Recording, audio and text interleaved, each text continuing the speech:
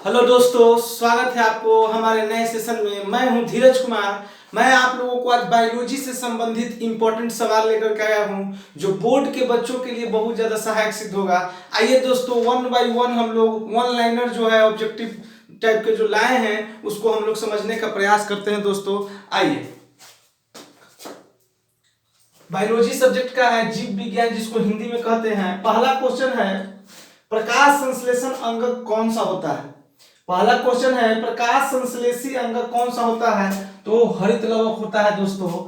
दूसरा नंबर सवाल है, ग्रहणी भाग है कौन सा है, छोटी आंत का है। ग्रहणी भाग जो है वो छोटी आंत का होता है। ऑब्जेक्टिव टाइप में डायरेक्ट इससे सवाल ऐसे रहेगा कि ग्रहणी भाग है और आपको चार ऑप्शन दिए हुए रहेगा। चार ऑप्शन में आपको छोटी आंत का जिस ऑप्शन में रहेगा उसमें आपको टिक आउट कर देना है। 3 नंबर सवाल है कि पौधों में गैसों के आदान प्रदान के लिए रहते हैं, क्या रहते हैं, रंध्र रहते हैं। इसका मतलब होता है छेद दोस्तों। पतिया में छोटे छोटे छेद होते हैं, उसी को रंध्र कहते हैं। 4 नंबर में है, निश्वास द्वारा निकली वायु में रहती है। जब निश्वास द्वारा निकलती है वायु तो उसमें क्या होता है, कार्बन डाइऑक्साइड होता है, जिसको हम लोग CO2 बोलते हैं दोस्तों। 5 नंबर क्वेश्चन है, पानी एवं घुलित खनिज का पौधों में स्थानांतरण होता है, वो किस नलिकाएं द्वारा होता है, जाइलम द्वारा होता है। जाइलम से जल याद रखिएगा दोस्तों, जाइलम से जल याद रखिएगा। पानी में घुलित खनिज, पानी एवं घुलित खनिज का पौधों में स्थानांतरण होता है जाइलम द्वारा दोस्तों। 6 नंबर क्वेश्चन है कि रक्त लाल दिखता है। आप देखते हैं कि हर व्यक्ति का ब्लड जो होता है वो लाल दिखता है। वो लाल किस कारण दिखता है दोस्तों, तो वो लाल जो है आपको हीमोग्लोबिन के कारण दिखता है। ये हीमोग्लोबिन के, ये बहुत इंपॉर्टेंट क्वेश्चन है दोस्तों कि लाल रक्त जो होता है, ब्लड जो होता है, जिसको रुधिर बोलते हैं, वो जो है लाल क्यों दिखता है, तो हीमोग्लोबिन के कारण वो दिखता है। 7 नंबर सवाल है कि हृदय के वेशमों का संतुलन कहलाता है, डायस्टोल कहलाता है, उसको हम लोग डायस्टोल कहते हैं। 8 नंबर सवाल है कि वृक्क किस जैव प्रकरण का हिस्सा है, तो उत्सर्जन का हिस्सा है, वृक्क से उत्सर्जन होता है दोस्तों। 9 नंबर सवाल है, रेजिन जो है किस पौधे का उत्सर्जी पदार्थ है, तो उसको चीड़ का वो उत्सर्जी पदार्थ है दोस्तों। 10 नंबर है, जो फल पकाने के लिए प्रयुक्त होते हैं, जो फल मार्केट में पका हुआ जो बिकता है वो किस चीज से पकाया जाता है दोस्तों, तो फल पकाने के लिए हम लोग एथिलीन का यूज करते हैं दोस्तों।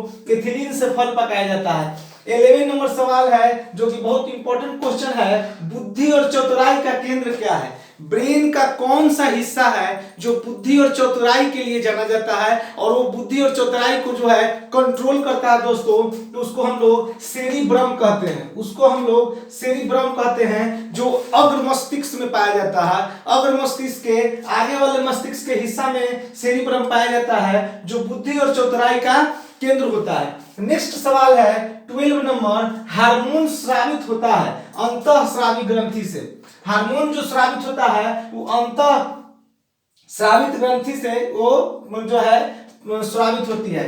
30 नंबर सवाल है, एंड्रोजन है क्या है।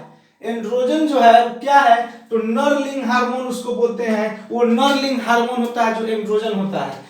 14 नंबर सवाल है, स्त्री केसर के आधारीय भाग को क्या कहते हैं, तो अंडाशय कहते हैं। ये क्वेश्चन भी बहुत इंपॉर्टेंट है दोस्तों। स्त्री केसर के आधारीय भाग को क्या कहते हैं, तो उसको हम लोग अंडाशय कहते हैं। 15 नंबर सवाल है, पुंकेसर के अग्र भाग को क्या कहते हैं, तो परागकोश कहते हैं। जो पुंकेसर होता है, पुंकेसर के अग्र भाग को क्या कहते हैं, तो परागकोश कहते हैं दोस्तों। 16 नंबर सवाल है, नर युग्मक तथा मादा युग्मक के संयोजन को क्या कहते हैं, तो जाइगोट कहते हैं उसको। जो नर युग्म होता है, नर युग्मक होता है, मादा युग्मक को दोनों का जब संयोजन होता है तो उसको हम लोग जाइगोट कहते हैं दोस्तों। नेक्स्ट सवाल है 17 नंबर सवाल है, लैंगिक जनन संचालित रोग क्या है। जो लैंगिक जनन है वो होता है एड्स होता है, गोनोरिया होता है, सिफिलिस होता है। ये सब जो है वो लैंगिक जनन रोग होता है दोस्तों। 18 नंबर सवाल है, 18 नंबर सवाल है, अफ्रीकी मानव का सबसे निकट संबंधी क्या है। जाहिर सी बात है, इस सवाल से ही आपको क्लियर हो जाएगा कि जो मनुष्य है वो अफ्रीका में, जो मनुष्य जो मानव है वो मान लिया जाए, अगर ऐसे कहा जाए कि अफ्रीका के जो वंशज हैं वो चिंपैंजी के माने जाते हैं, तो अफ्रीकी मानव का सबसे निकट संबंधी जो है वो चिंपैंजी है। आपको देखने में भी वहां अफ्रीकी के देश के लोगों को आप देखेंगे और चिंपैंजी को देखेंगे तो लगेगा कि दोनों एक तरह से समानांतर दिखता है। नेक्स्ट सवाल है 19 नंबर, उत्पादक क्या होता है? तो उत्पादक क्या होता है, वहां ऑप्शन दिए हुए रहेगा दोस्तों कि सर्प है, मेढक है, ग्रास होपर है और घास है। तो उत्पादक कौन सा है? तो उत्पादक घास को कहते हैं। इसलिए डायरेक्ट रूप से भी हम यहाँ पर घास लिख दिए हैं दोस्तों। उत्पादक घास में टिक लगा देना है। ये बहुत इंपॉर्टेंट सवाल है। 20 नंबर सवाल है दोस्तों कि ओजोन परत का अवक्षय के लिए मुख्य रूप से कौन जिम्मेदार है? जो ओजोन परत है उसका अवक्षय के लिए मुख्य रूप से कौन सा जो है वो मुख्य रूप से जिम्मेदार है? तो CFC है, जो एरोसॉल में प्रयोग किया जाता है। वो CFC क्लोरोफ्लोरोकार्बन जो होता है वो बहुत ज्यादा ही खतरनाक माना जाता है पर्यावरण के लिए। उससे डायरेक्ट ओजोन परत जो है वो उसमें धीरे धीरे छेद होते जा रहा है। इसलिए ये जो गैस है ये बहुत ज्यादा खतरनाक है पर्यावरण के लिए, वायुमंडल के लिए बहुत खतरनाक गैस है। नेक्स्ट है 21, वृक्क की रचनात्मक और क्रियात्मक इकाई है। ये बहुत इंपॉर्टेंट सवाल है दोस्तों। 21 नंबर, वृक्क का जो है रचनात्मक और क्रियात्मक इकाई कौन सा है? तो उसको हम लोग नेफ्रॉन कहते हैं। इस तरह से आप इस 21 सवाल को कंप्लीटली इसको याद करके जाएं बोर्ड में, आपको जरूर कुछ मार्क्स इससे मिलेगा।